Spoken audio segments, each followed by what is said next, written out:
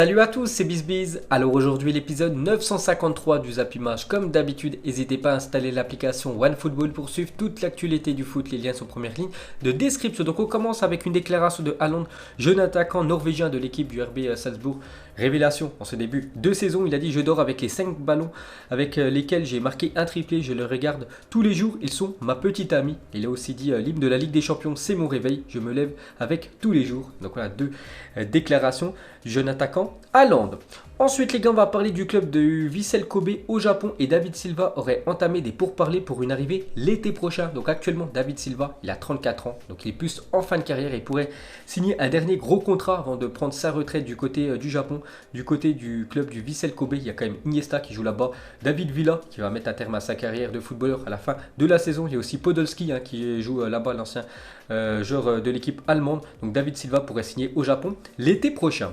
Ensuite, on continue avec Manchester City, prévoit de dépenser 115 millions d'euros à répartir sur 3 postes cet hiver. Donc ils veulent un défenseur central, un milieu et un attaquant. Donc ils vont débourser pas mal de sous, l'équipe de City, pendant ce mercato hivernal. Et pour finir avec les Citizens, donc le Bayern Munich n'aurait pas abandonné l'idée de recruter Leroy Sané, selon le journal allemand Bild. Donc Leroy Sané, victime d'une rupture des ligaments croisés en tout début de saison. C'est pour ça qu'actuellement, on ne le voit pas, Leroy Sané. Il est en train de se rétablir. Et on peut voir que le Bayern Munich, qui était vraiment intéressé par l'attaquant allemand l'été dernier avant sa blessure, donc il pense toujours à son profil, donc affaire à suivre. Ensuite, le 18 septembre dernier, 114 supporters de City parcouraient plus de 7500 km pour encourager leur équipe face au Shakhtar en Ukraine. Pep Guardiola a envoyé une lettre à ses 114 fans afin de les inviter à assister au match retour en loge à l'Etihad Stadium, le stade de Manchester City. Donc déjà sur ce match, City s'est imposé 3-0 et très beau geste de Pep Guardiola qui va certainement payer, on peut dire, la place en loge à tous ces supporters, ces 114 supporters de City qui ont parcouru plus de 7500 km pour encourager leur équipe. Ensuite, les gars, on va parler de Gérard Piqué qui fait une déclaration sur Antoine Griezmann au FC Barcelone. On sait que la situation du Français est très compliquée du côté du club espagnol. Donc au Barça, on ne joue pas pour Antoine Griezmann. Donc il a dit la Real Sociedad et l'Atlético de Madrid étaient des équipes qui jouaient pour lui. Au Barça, on ne joue pas pour lui.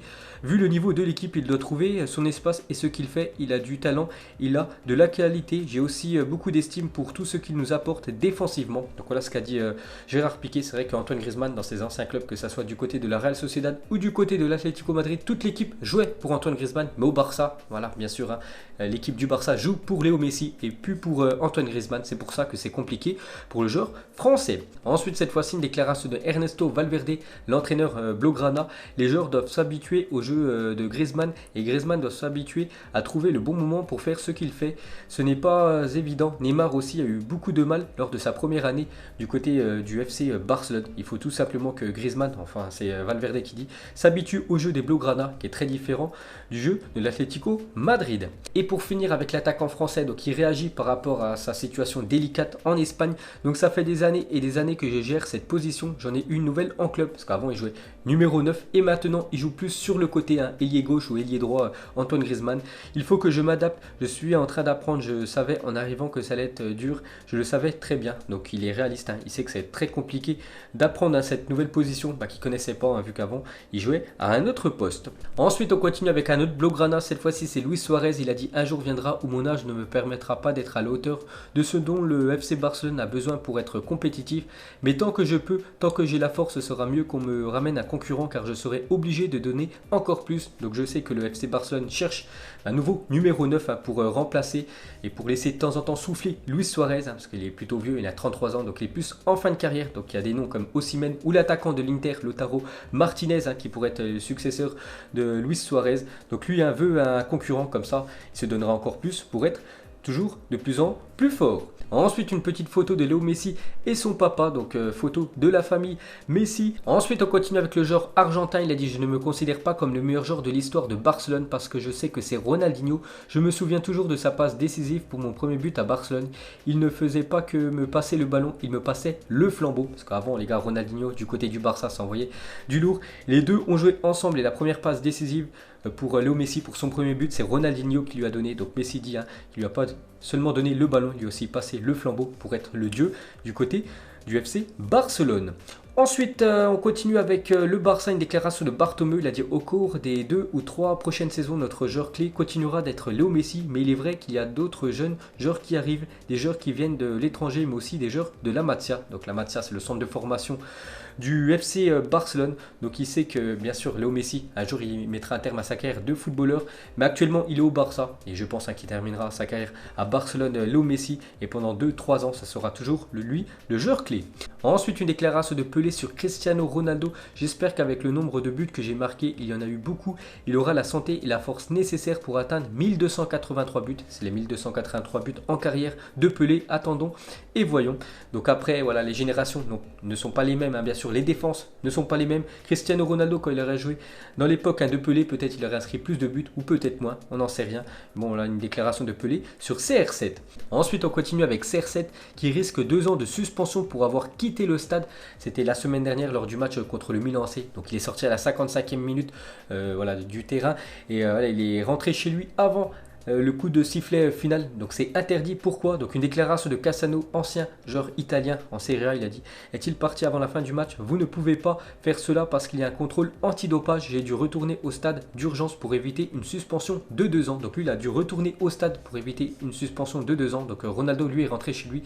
Il est pas revenu au stade. Donc il risque 2 ans de suspension. Bon après je ne sais pas si bien sûr il sera sanctionné. Donc voilà une petite info sur CR7. Ensuite une déclaration de Carlos Tevez sur Cristiano Ronaldo et Lionel Messi. Donc il a eu le privilège de jouer avec les deux. Donc un avec l'équipe de Manchester United et l'autre avec l'équipe de l'Argentine. Donc déjà il parle de Ronaldo, passe toute la journée au gymnase, c'est une obsession. Je me souviens que nous devions nous entraîner à 9 h, je suis arrivé à 8 h et il était déjà là. Alors j'ai essayé d'arriver à 7 h 30 et il était déjà là. À l'époque j'ai tout fait pour arriver avant lui. Je suis arrivé sur le terrain à 6 h 30 mais il était déjà là. Il était à moitié endormi mais il était là. C'est vrai que Cristiano Ronaldo, bien sûr on l'a toujours dit, c'est le travail et le travail paye bien évidemment. Et cette fois-ci il parle de Léo Messi. Donc Messi n'est pas comme ça, pour lui tout vient naturellement, mais pour ceux qui ne lui est pas naturel, il s'entraîne. Auparavant il ne tirait pas bien les coups francs, maintenant il les met tous dans la lucarne. Il s'est entraîné pour ça et il s'est amélioré. Donc il dit que Cristiano Ronaldo c'est le travail et Léo Messi c'est un don du football.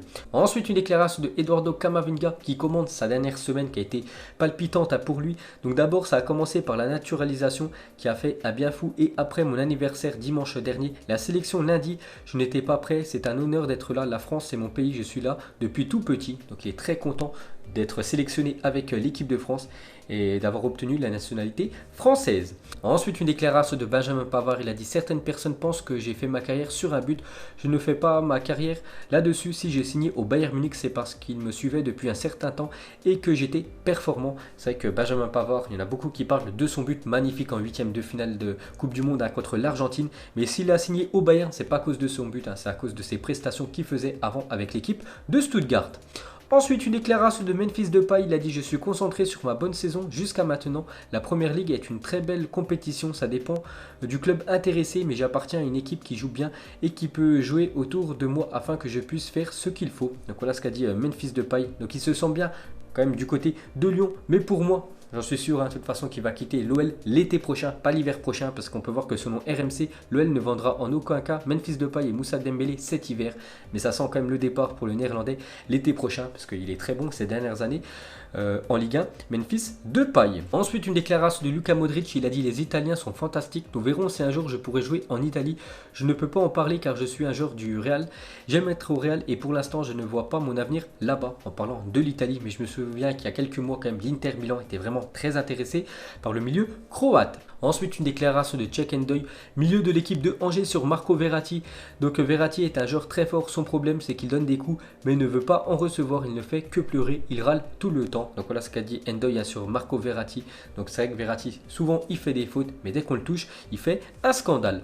Ensuite, la Première Ligue annonce qu'il y aura davantage d'informations fournies aux supporters à l'intérieur des stades pour expliquer les vérifications VAR à partir du mois prochain. Donc ça c'est une très belle initiative de l'assistance vidéo. Donc souvent dans les stades. Donc il y a beaucoup de personnes qui se demandent, par exemple, s'il y a un penalty ou pas, est-ce qu'il y a carton rouge ou pas.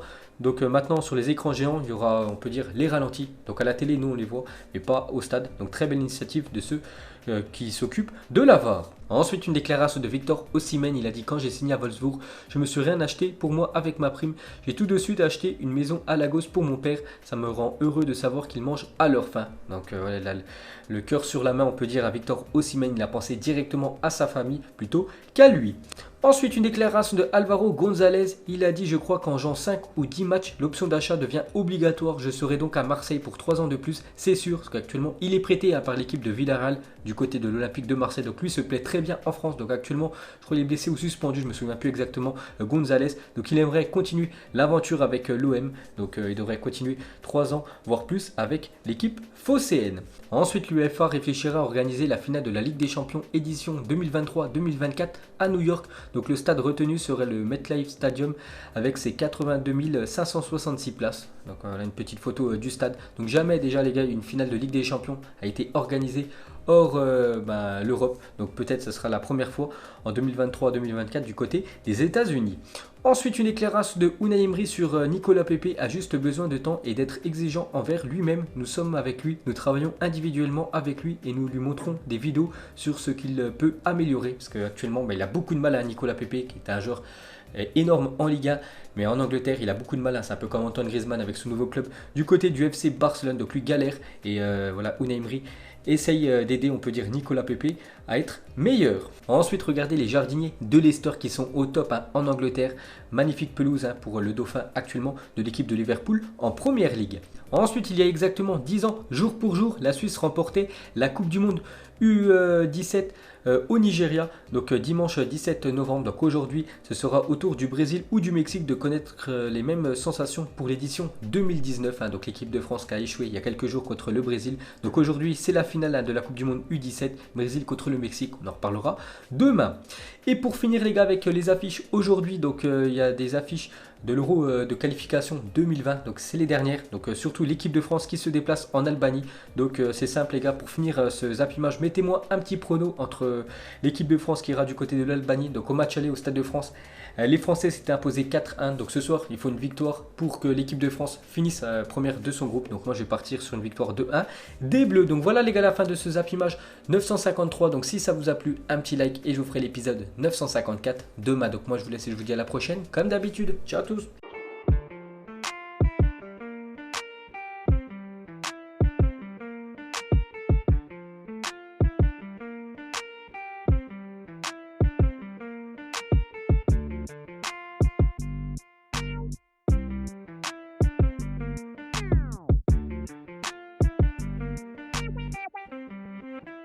Non-committal.